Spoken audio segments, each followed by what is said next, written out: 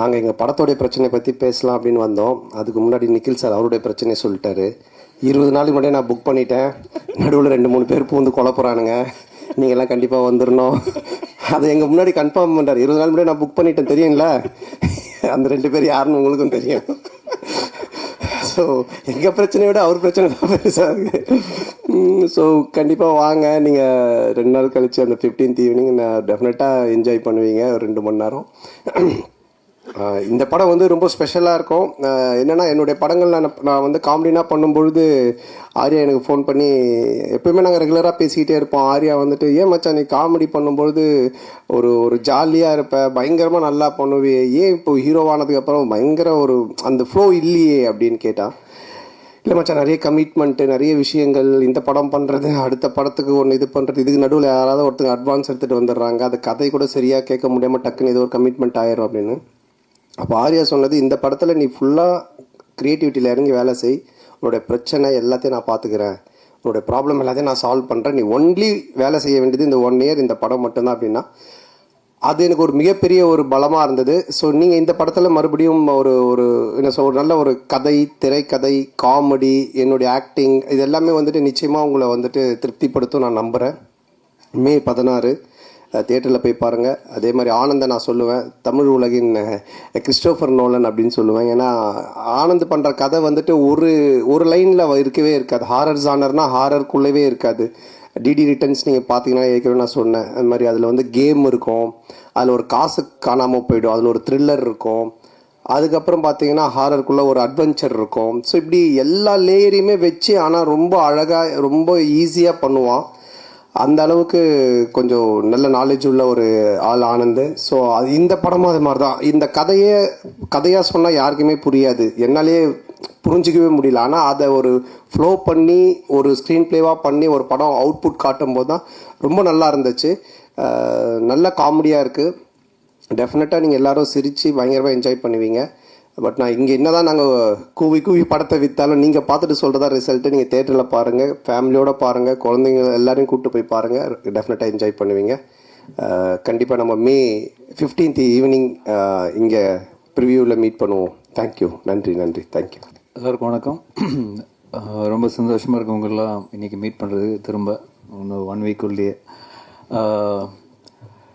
இந்த படம் வந்து ஆக்சுவலாக பிரேம் கதை சொன்னோன்னே எனக்கு லாஸ்ட் அவரோட டிடி ரிட்டர்ன்ஸ் வந்து ரொம்ப பிடிக்கும். ஏன்னா இட்ஸ் ஜஸ்ட் நாட் ஒரு மைண்ட்லெஸ் காமெடின்னு இருக்காது அந்த படம். ஆக்சுவலாக பார்த்தீங்கன்னா அதில் ஒரு நல்ல ஒரு ஸ்டோரி இருக்கும், அதுக்கான ரீசனிங் இருக்கும், அதுக்கான ஒரு ப்ளே இருக்கும், அதுக்கான ஒரு கேம் இருக்கும்.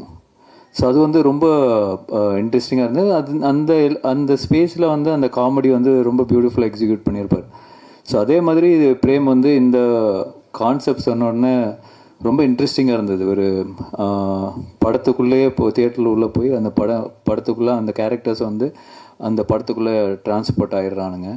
ஸோ அது வந்து ரொம்ப ஒரு நாவல் ஐடியா, ஒரு இன்ட்ரெஸ்டிங்கான ஐடியா. இதில் எப்படி ஒரு காமெடியும் சரி, அதில் ஹாரர் எலிமெண்ட் எப்படி கொண்டு வர போகிறாருன்னு ரொம்ப ஆர்வமாக இருந்தேன். பட் அந்த லைன் ஐடியா சொன்னதுக்கப்புறம் நான் அவர்கிட்ட சொன்னது தான், நீ கரெக்டாக பண்ணிட்டேன்னா இது சூப்பராக இருக்கும் ஆஸ் எ ஃபில்ம் அப்படின்னு.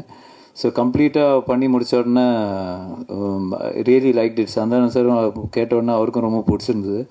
So that's why beyond budget எல்லாமே வந்து அதெல்லாம் பார்க்காம இந்த படம் எடுத்தால், இந்த குவாலிட்டியில் எடுத்தால், இந்த லொக்கேஷன்ஸ் எல்லாம் யூஸ் பண்ணி எடுத்தால் மட்டும்தான் இதோட 100% ஒரு எக்ஸ்பீரியன்ஸ் பண்ண முடியும்னு அப்பயே முடிவு பண்ணிட்டோம். ஸோ கண்டிப்பாக சந்தானம் சாரோட அவரோட சப்போர்ட் இல்லாமல் இது பண்ணியிருக்க முடியாது. So I think full and full Santhanam வந்து இதில் வந்து உழைச்சி அவங்க பிரேம் கூட சேர்ந்து என்னெல்லாம் பெஸ்ட்டாக இதில் பண்ண முடியுமோ அவங்க 2 பேரும் சேர்ந்து பண்ணியிருக்காங்க. தட்ஸ் என்னோட இன்புட்லாம் ரொம்ப கம்மி தான். பட் தேர் எஃபர்ட் ஒரு லாஸ்ட் ஆல்மோஸ்ட் a year இந்த ப்ராஜெக்டில் தான் அவங்க 2 பேரும் ட்ராவல் ஆகிட்டுருக்காங்க. ஸோ கண்டிப்பாக இந்த படம் நல்லா வந்து இருக்குன்னு எல்லோரும் நம்புகிறோம். ஸோ இந்த 16th ரிலீஸ் ஆகும்போது நீங்களும் பார்ப்பீங்க. So definitely very happy as a ப்ரொடியூசராக இந்த படம் ப்ரொடியூஸ் பண்ணியிருக்கேன்னு ரொம்ப ஹாப்பியாக இருக்கேன். அண்ட் கண்டிப்பாக அந்த ஹாப்பினஸ் வந்து இன்னும் அடுத்த லெவல் போகணும்னு நினைக்கிறேன். டெஃபினெட்லி இது மிகப்பெரிய சக்ஸஸ் ஆனால் இதோட நெக்ஸ்ட் லெவல் 2 கண்டிப்பாக சேர்ந்து பண்ணுவோம். So definitely so looking forward to it. Very positive about this project, அதுதான் நான் சொல்லுவேன். So thank you so much. பத்திரிகை மற்றும் ஊடக நண்பர்களுக்கு வணக்கம். கேக்குதா? ஓகே. ஒரு குறள் ஒன்று சொல்லணும் இந்த இடத்துக்கு. முகநக நட்பது நட்பல்ல, நெஞ்சத்து அகநக நட்பது நட்பு. அந்த குறளுக்கு பொருத்தமாக ஒரு 2 பேர் செலக்ட் பண்ணணும்னு சொன்னால் அது ஆர்யா சாரும் சந்தானம் சாரும் தான். ஏன்னா அவங்களோட பாண்டிங் வந்து அப்படி ஒரு பாண்டிங்கு. எனக்கு இவ்வளோ பெரிய ப்ராஜெக்ட் கிடைச்சதுக்கு காரணமே அவங்களோட அந்த நட்பு தான். அப்போ நான் சந்தானம் சார்கிட்ட சொன்னேன், எனக்கு இவ்வளோ பெரிய ஆப்பர்ச்சுனிட்டி கொடுத்துருக்கீங்க முதலாளி, நான் கண்டிப்பாக இதை பயங்கர ஹார்ட் ஒர்க் பண்ணி இந்த படத்தை சக்ஸஸ் பண்ணி அந்த சக்ஸஸ் மீட்டில் உங்கள் 2 பேருக்கு ஒரு செலவு வைப்பேன் அப்படின்னு சொன்னேன். படமும் நான் கேட்ட மாதிரி எல்லாமே ப்ரொடக்ஷன் லெவலில் ஆர்யா சார் கொடுத்தாங்க. படம் நல்ல பெரிய பெரிய லொக்கேஷனு, க்ரூஸ், அது இதுன்னு போச்சு. ஷூட்டிங் நல்லபடியாக முடித்தோம். போஸ்ட் ப்ரொடக்ஷன் ஆரம்பிச்சுது. அது வரைக்கும் எனக்கு நண்பேண்டான்னு தான் குரல் கேட்டுட்டு இருந்தது. ரிலீஸ் டேட் ஃபிக்ஸ் ஆகி அந்த டெட்லைன் கிராஸ் பண்ணும் போது ஆர்யா சாருக்கும் சந்தானம் சாருக்கும் daily phone conversation, heat argument. அப்போ தான் சந்தானம் சார் எனக்கு ஃபோன் பண்ணி சொன்னார், நீ செலவு வைக்கலனா கூட பரவாயில்ல, எங்கள் ஃப்ரெண்ட்ஷிப்புக்கு உழ வச்சிடாத, ஆர்யா கேட்குற டைமில் அந்த அவுட்டை கொடுத்து தொலைடா அப்படின்னாரு. எப்படியோ கஷ்டப்பட்டு ஃபைனல் அவுட்டு சூப்பராக எடுத்து ஆர்யா சார்கிட்ட கொடுத்தாச்சு. சார் கியூபுக்கு போயிடுச்சு சார். ஏன்னா இந்த படம் வந்து ஒரு யூஸ்வலான ஹாரர் மூவி கிடையாது. இதுக்குள்ளே ஒரு ஃபேண்டஸியான ஒரு வேர்ல்டு இருக்குது. இதோட போஸ்ட் ப்ரொடக்ஷன் ஒர்க் ரொம்ப டஃப்பு. ஆக்சுவலாக இதுக்கு பெரிய சப்போர்ட் பண்ணது விஎஃப்எக்ஸ் டீம், லார்வன் சரிகர சுதன் சாருக்கு இந்த இடத்துல தேங்க்ஸ் சொல்லிக்கிறேன். அப்புறம் அவங்க டீம் செல்வா, செந்தில், மகேந்தர், நிறைய பேர் இருக்காங்க அதில், சுந்தர், அதுக்கப்புறம் ரஞ்சித், இந்த மாதிரி நிறைய பேர் டே அண்ட் நைட் இந்த படத்துக்காக ஒர்க் பண்ணாங்க. மெயினாக என்னோட அசோசியேட் தனேஷ்க்கு இந்த இடத்துல மெயினாக தேங்க்ஸ் பண்ணிக்கிறேன். ஏன்னா அவன் சிங்கிளாக இந்த படத்தோட போஸ்ட் ப்ரொடக்ஷன் ஒர்க் என் கூட இருந்து பயங்கர ஹார்ட் ஒர்க் பண்ணான். அப்புறம் எடிட்டர் சைடில் விக்கி. ஸோ இந்த மாதிரி நிறைய பேர் இந்த படத்துக்கு பயங்கர சப்போர்ட் பண்ணி பயங்கரமாக இந்த போஸ்ட் ப்ரொடக்ஷன் ஒர்க்கும் முடித்து இப்போ அவுட் கொடுத்துருக்கோம்.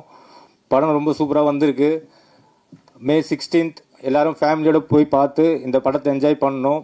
நான் மெயினாக இப்போ ஆர்யா சார்கிட்ட சொல்கிறேன், சார் நீங்கள் பெரிய டென்ஷன் எதுவும் எடுத்துக்காதீங்க. ஏன்னா இந்த படத்தை ப்ரெஸ் அண்டு மீடியா பீப்புள் கண்டிப்பாக நல்லபடியாக போய் மக்கள்கிட்ட சேர்த்துருவாங்கன்னு நான் நம்புகிறேன்.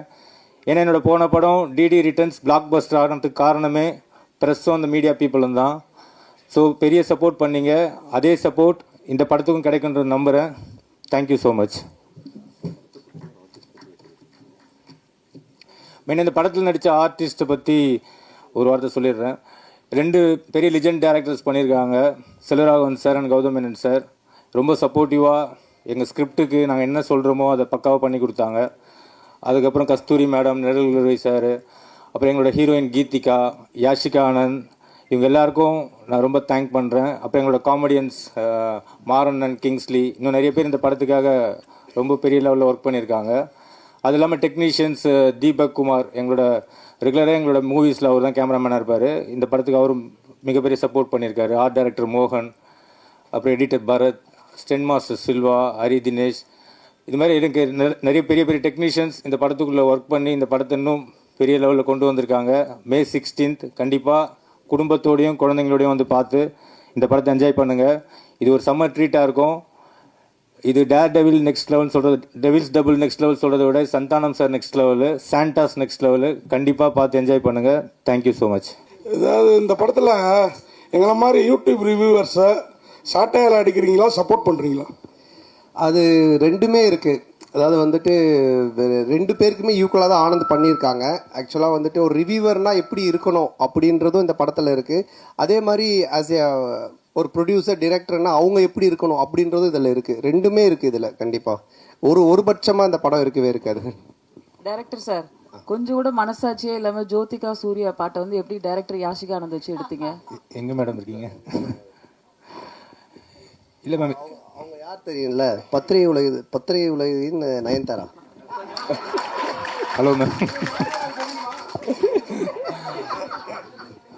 மேம், இது வந்து ஜிவிஎம் சார் ஆல்ரெடி இன்டர்வியூவில் சொல்லியிருக்காங்க. எங்களுக்கு எங்கள் படத்தோட ப்ரீ ரிலீஸ் ஃபங்க்ஷன் முன்னாடி அவர் வேற ஒரு இன்டர்வியூவில் கூட சொல்லியிருக்காங்க. ஆக்சுவலாக அவர் ரொம்ப என்ஜாய் பண்ணி பண்ணார்.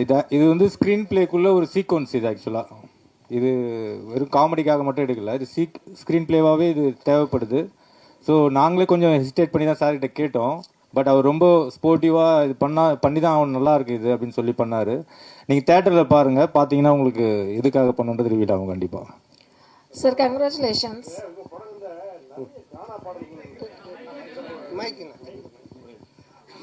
உங்கள் படங்களில் நிறைய கானா பாடல்களுக்கு முக்கியத்துவம் கொடுக்குறீங்க.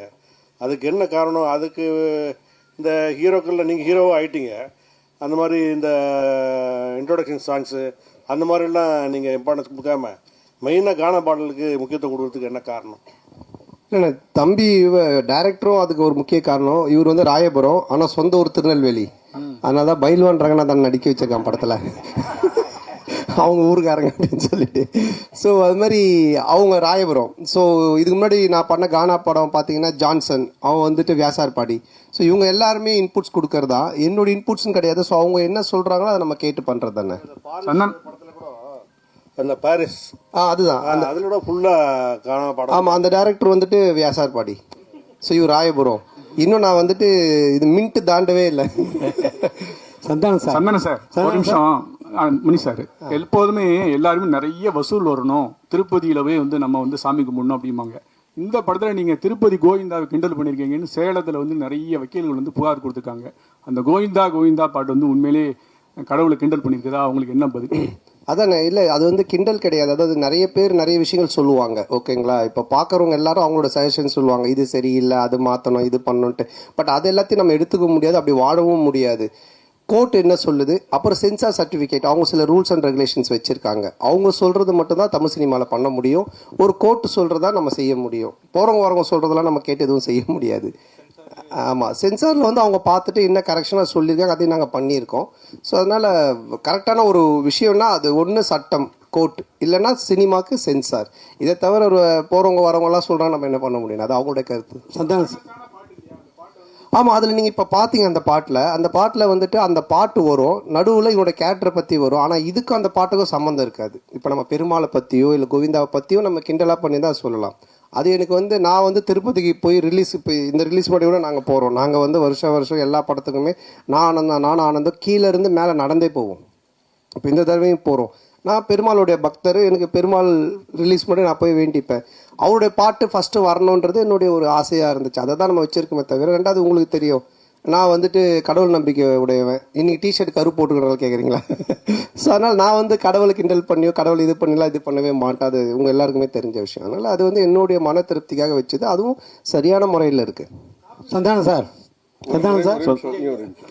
சந்தானம், நீங்கள் தமிழ் படைப்பாளி, பாட்டாளி, நல்ல தமிழ் பேர் வச்சிருக்கலாமே. இதுக்கான ஆக்சுவலாக வந்துட்டு இது தில்லுக்கு துட்டு 1லேருந்து ஆரம்பித்த சீக்வல்னு. இது தில்லுக்கு துட்டு 1, தில்லுக்கு துட்டு 2, அதுக்கப்புறம் டிடி ரிட்டர்ன்ஸ். ஸோ இப்படி எல்லாமே அதில் வந்ததுனால அதனுடைய சாயல் இருந்தால் ஈஸியாக ஆடியன்ஸ் கொஞ்சம் ரீச் ஆகும் அப்படின்றதுக்காக தானே தவிர, இல்லைன்னா நீங்கள் சொன்ன மாதிரி இப்போ நம்ம நல்ல ஒரு தமிழ் பேர் இதுக்கப்புறம் வைக்கலாங்க. சந்தானம் சார், இங்கே சொல்லுங்க. இப்போ ஒரு வாரமா வந்து எல்லையில் வந்து பதற்றம் இருக்கு, எதிர்பாராத பல நிகழ்வுகள் நடந்திருக்கு. இந்த நிகழ்வுகளால சில படங்கள் ரிலீஸ் ஆன படங்களை வந்து நிறுத்திட்டு புஷ் டேட்ஸ் ஆல்சோ. பலர் வந்து ரிலீஸ் பண்ணலான்றதை வந்து புஷ் பண்ணுறதுக்கான முயற்சி எடுத்திருக்காங்க. உங்களுக்கு அந்த மாதிரி ஏதாவது அன்சர்டனிட்டிஸ் இருந்ததா? போன வாரம் ஏதாவது மாற்றுதல் பிளான் பண்ணியிருந்தீங்களா? என்ன? ஆமாம், நிச்சயமாக இருந்துச்சு. அது நான் ப்ரொடியூசர் ஆர்யாட்டையும் நான் வந்து டிஸ்கஸ் பண்ணோம், ஆர்யாவும் பேசிகிட்டு இருந்தாங்க. ஆனால் அதுக்கப்புறம் அது நல்ல முறையில் கடவுள் அருளால் சுமூகமாக அது இப்போ முடிஞ்சு, ட்ரம்ப் அந்த ஒரு ட்வீட் பண்ணதுக்கப்புறமா அவர் சொன்னதுக்கப்புறமா இப்போது சால்வ் ஆனதுனால சரி ஓகே அகைன் நம்ம வந்துட்டு ப்ரொசீட் பண்ணலாம் அப்படின்ற ஸ்டெப் தான் எடுத்திருக்கோம். மேபி பதட்டமாக இருக்குது, இன்னும் மோசமாக போயிட்டுருக்குன்னா நிச்சயமாக நாங்களும் அதை எல்லாமே இது எல்லாத்தையுமே ஸ்டாப் பண்ணலான்னு அவர்கிட்டே சொன்னோம். நிக்கில் முருகன்கிட்டே நாங்கள் என்ன சொன்னோம்னா, இல்லை சார் நம்ம ப்ரெஸ் இதெல்லாம் ஸ்டாப் பண்ணிடலாமா இன்னும். அப்புறம் மார்னிங் அந்த ஒரு நியூஸ் பார்த்துட்டு தான் அதுக்கப்புறம் சரி நம்ம ப்ரொசீட் பண்ணலான்னு பண்ணோம். அதான் கேளுங்க விடுங்க சொல்லுங்கள். அந்த மிலிட்ரி வீரர்களுக்கு நன்றி தெரிவிக்கிற விதமாக தான் 2 பேரும் மிலிட்ரி கெட்டப்ல வந்திருக்கீங்களா? அவர் எவ்வளவு காமெடியா ஜாலியா கேட்கறாரு. இல்ல ஆக்சுவலா வந்து அவர் அந்த படம் அந்த மாதிரி அது என்னன்னு தெரியல எனக்கு, அவர் வச்சிட்டு இருக்காரு. நான் இந்த படத்தோட கண்டினியூஷனுக்காக அந்த மாதிரி கட் பண்ணியிருக்கேன். சார் கேமியோ ரோல் யாரும் பண்றீங்களா? இல்லை இப்போதைக்கு அந்த ஐடியா இல்லை, அப்படியே இருந்தாலும் இப்போ சொல்ல மாட்டோம் இல்லைங்களா. இல்ல இந்த படத்துல யாரும் இருக்காங்களா? இந்த படத்தில் அதான் அது இப்போ சொல்ல முடியாது அப்படியே இருந்தாலும், ஏன்னா படத்தில் ஒரு சர்ப்ரைஸ் எலிமெண்ட்டாக தானே அது இருக்கும். ஆனால் அப்படின்னு எதுவும் இல்லை, அப்படி இருந்தாலும் சொல்ல மாட்டோம்.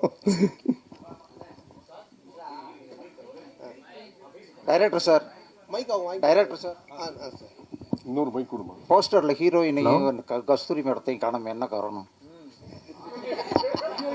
இன்னைக்கு இது நிறைய போஸ்டர் டிசைன்ஸ் பண்ணோம் சார். ஸோ இதில் இன்னைக்கு 15th வந்துடும் சார் கஸ்தூரி மேடம் போஸ்டர். அவர் பிரச்சனை அவருக்கு. டைரக்டர் அண்ட் சந்தானம் சார், இந்த படத்தில் வந்து பார்த்தீங்கன்னா போகிற போக்கில் நெல்சன் சாரையும் கலாச்சிட்டாரு, அப்படியே காக்கா காக்கா அந்த இதையும் சீனியும் எடுத்திருக்கீங்க. ஸோ இது ரெண்டுமே ஒத்துக்கிட்டாங்களா? அதே போல் இந்த படம் முடிஞ்ச உடனே சந்தானம் சார் இந்த படத்துக்கு ரிவ்யூ பண்ணுவாரா? கண்டிப்பாக அவரே படத்தில் ரிவ்யூ தானே. இது யாரையும் கலாச்சி பண்ணல, இது ஒரு ஃபேண்டசி வேர்ல்டுக்குள்ளே ஒரு கிங்ஸ்லியாகவே இருக்கார். ஸோ அதை சொல்கிறதுக்கு ஒரே ஒரு பாயிண்ட் அவர் டைரக்டர் நெல்சன் தான். ஸோ அதனால தான் அதை மாதிரி ஒரு டைலாக் பண்ணோம். இல்லை அதுலேயே சொல்லியிருப்பாரு, டேய் நீ நெல்சன் படத்தை ப்ராடக்டரா, நெல்சன் ஒரே மாதிரி கொண்டு போவாரா, நீ ஏன்டா மாத்திர அப்படின்ற மாதிரி ஒரு இதை போட்டிருப்பாரு. அதனால தான் கேட்டோம். நெல்சன் எதுவும் இது அப்ஜெக்ஷன் தெரிவிக்கலையா? இல்லை இப்போ என்னென்னா ஒரு டேரக்டருக்குன்னு ஒரு ஸ்டைல் இருக்குது ஓகேங்களா. இப்போ வந்துட்டு இவர் படம்னா இந்த மாதிரி இருக்கும் அப்படின்ட்டு. ஸோ ஆனந்த் படம் அப்படின்னாலே நிறைய கொஞ்சம் கிண்டல், அந்த ஒரு சட்டையர் அண்ட் ஸ்பூஃப் இருக்கும். சில படத்தோடைய ரெஃபரன்ஸை வச்சு அவர் கிண்டல் அடிப்பார். அப்புறம் சில பேரோட கேரக்டர்ஸ் வச்சு பண்ணுவார். ஆனால் அது எல்லாமே ஒரு ஃப்ரெண்ட்ஷிப்பில் எல்லோரும் தெரிஞ்சவங்க, அவங்கக்கிட்ட எந்த ஒரு பாதிப்பும் வராதுன்னு தெரிகிறது மட்டும்தான் பண்ணுவோம். இல்லைன்னா அது பண்ணுறது கிடையாது. இப்போ நாங்கள் ஜாலியாக பேசிப்போம், ஆனால் இவர்கிட்ட பேசினா அது செட் ஆகாதுன்னா அதை நாங்கள் அவங்கள தொட மாட்டோம். சார், இப்போ நீங்கள் பார்க்கிங் காசு கோவிந்தா, டிக்கெட் காசு கோவிந்தான்னு சொல்லிட்டு ஒரு விஷயம் சொல்கிறீங்க. லேட்டஸ்ட்டாக ஒரு 2 மாதத்துக்கு முன்னாடி பார்த்தீங்கன்னா தேட்டரை விட்டு வெளியே வரும்போது பார்க்கிங் காசு வேஸ்ட்டு, பாப்கார்ன் காசு வேஸ்ட்டுன்னு சொல்லியிருக்கீங்க. எந்த படத்தை மென்ஷன் பண்ணி சொல்லியிருக்கீங்களா? இல்லை, எந்த படத்தையும் மென்ஷன் பண்ணல. ஆடியன்ஸு மக்கள் டெய்லி என்ன பேசுகிறாங்க, டே டு டே அவங்க என்ன கரண்ட் சுச்சுவேஷனில் இருக்காங்கன்றதை பார்த்துட்டு அதை எடுத்து நம்ம படத்தில் வைக்கிறோம். எப்பவுமே படம் அதுதானே, என்ன நடக்குதோ அதை நம்ம எடுத்து அது சினிமாவாக காட்டும்போது நல்ல ரீச் கிடைக்கும். ஆர்யா ப்ரொடியூசர் சம்பளம் கரெக்டாக கொடுத்துட்டாரா? ஆர்யா கிட்ட கேட்குறீங்களா? சந்தானம் சார் சம்பளம் கேட்டது கொடுத்துட்டாரா? நான் கேட்டதை விட அதிகமாகவே கொடுத்துட்டாரு. அதாவது வந்துட்டு என்ன சொல்கிறது, அதான் நான் சொன்னேன் இல்லைங்களா, நாட் ஓன்லி இந்த படத்தோடைய சம்பளன்றது இல்லாமல் என்னுடைய என்ன உனக்கு தேவை, எங்கேயும் போய் டக்குன்னு ஒரு அட்வான்ஸ் எடுத்துகிட்டு வராங்கன்னு சொல்லிட்டு கை நீட்டாத, எங்கேயும் வாங்காத, நீ வந்து 1 year ஃப்ரீயாக வேலை செய்யினாங்க. அதான் நான் சொன்னேன், வீட்டை விட இடிச்சாங்க, புது வீடே இப்போ கட்டியிருக்கேன், எல்லாம் காரணம் ஆர்யா பவன் தான். சார் இந்த படத்தில் என்ன சந்தானம், இந்த படத்தில் பார்த்தீங்கன்னா கவுண்டமணி சார் தான் ஒரு படங்கள்லாம் பார்த்தீங்கன்னா பேர் வைப்பார், கொயகா கச்சா மூஞ்சி, அனில் மூஞ்சி, அந்த மாதிரிலாம். ஸோ நீங்கள் வந்து நிறைய பேருக்கு இப்போ இந்த படத்துலேயே பார்த்தீங்கன்னா கெளுத்தி, கெண்டை, குறவை மீன் அந்த மாதிரிலாம் வச்சுருக்கீங்க. ஸோ இது எப்படி உங்களுக்கு மாட்டுதா ஜிலேபி மூஞ்சிலாம் வந்து? இல்லையே, நான் இதில் யாருக்கும் பேர் வைக்கலையே. பாட்டு எழுதும் போது அந்த கெளுத்தி என்ன பண்ணுது? அவருடைய பேரே கெளுத்தி தான். ஒரிஜினல் நேமே கெளுத்தி, ஒரிஜினல் பேரே கெளுத்தி தான். ஏன்னா கெளுத்தி இல்லை, நாங்கள் வைக்கல, அவங்க ஒரிஜினல் பேரே அதுதான்.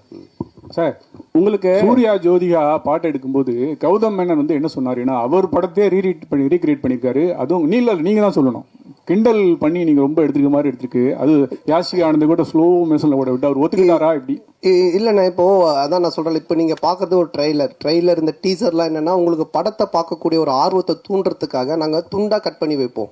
அவருடைய முன் கதை என்ன பின் கதை எதுவுமே தெரியாது. அப்போ அதை பார்க்கும்போது உங்களுக்கு ஒரு ஒரு என்ன சொல்கிறது, இது என்னவா இருக்கும், இது என்ன அப்படின்னு ஒரு கொஸ்டின் கேட்கலாம். அந்த ஒரு வைரலுக்காக தான் அதை பண்ணுறோம். பட் படமாக நீங்கள் பார்த்துட்டானுங்க அது ரொம்ப கிளியர் பிக்சரில் கரெக்டாக வரும். 1000 தான் சொல்லுங்கள், அந்த பாட்டை பார்க்கும்போது சூர்யா ஜோதியாவுக்கும் வராதா, சூர்யா ரசிகர்களுக்கும் வராதா? நீங்கள் எவ்வளோ கிண்டல் பண்ணியிருக்கீங்க?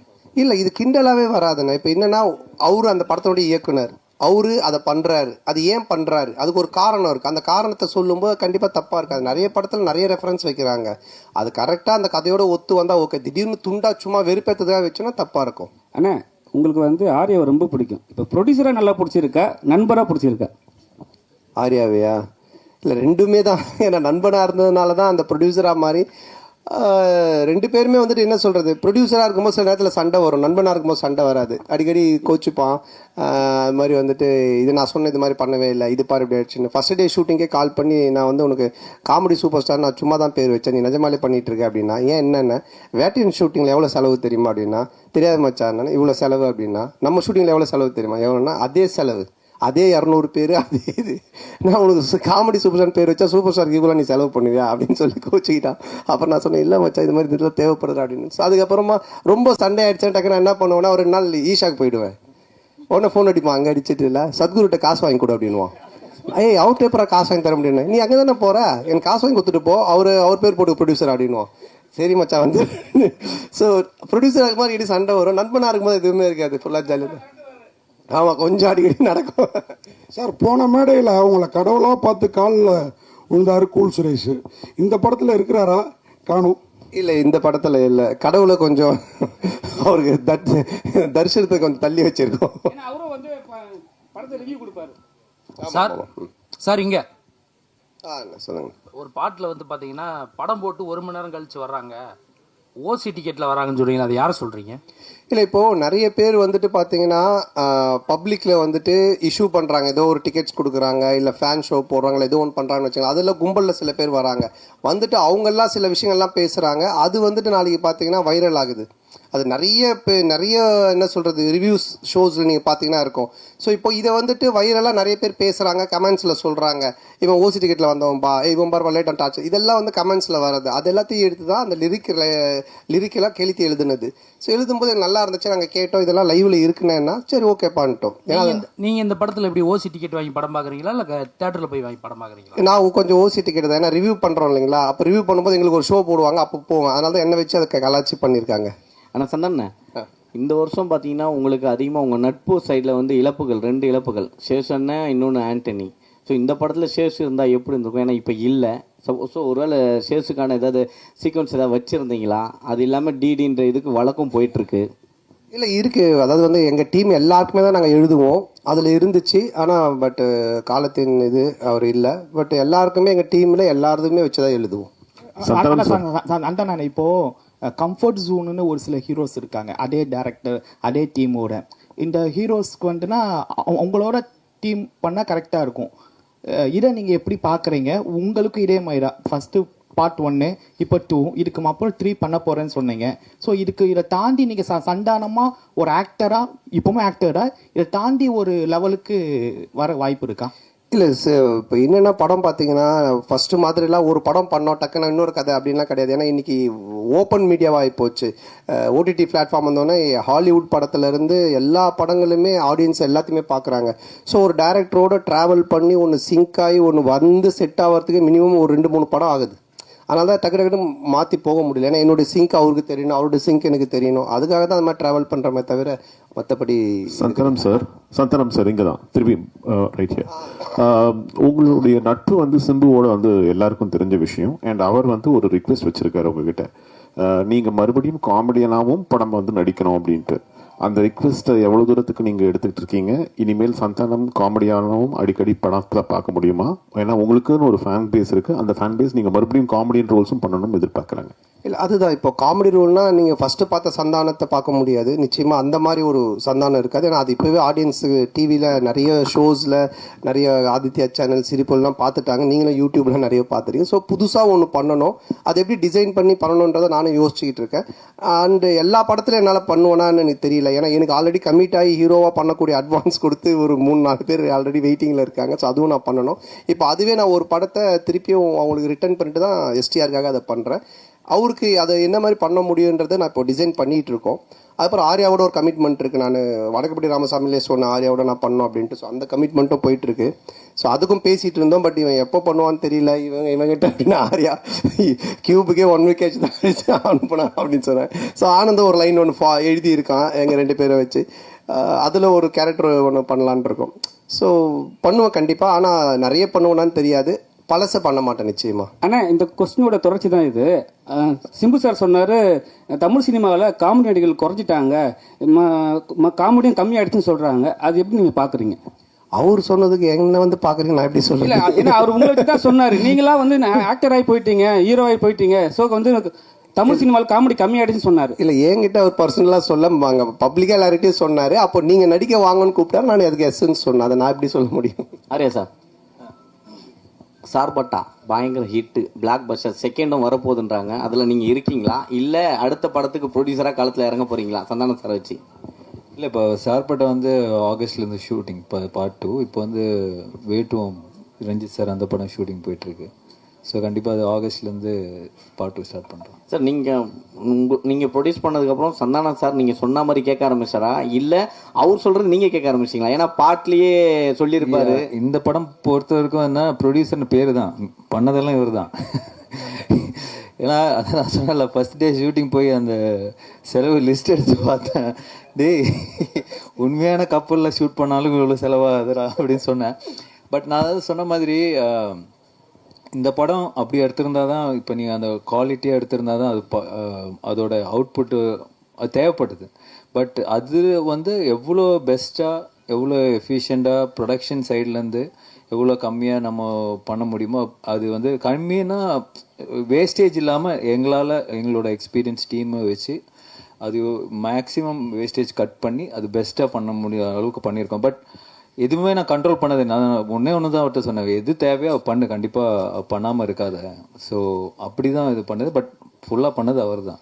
சந்தானம் சார்,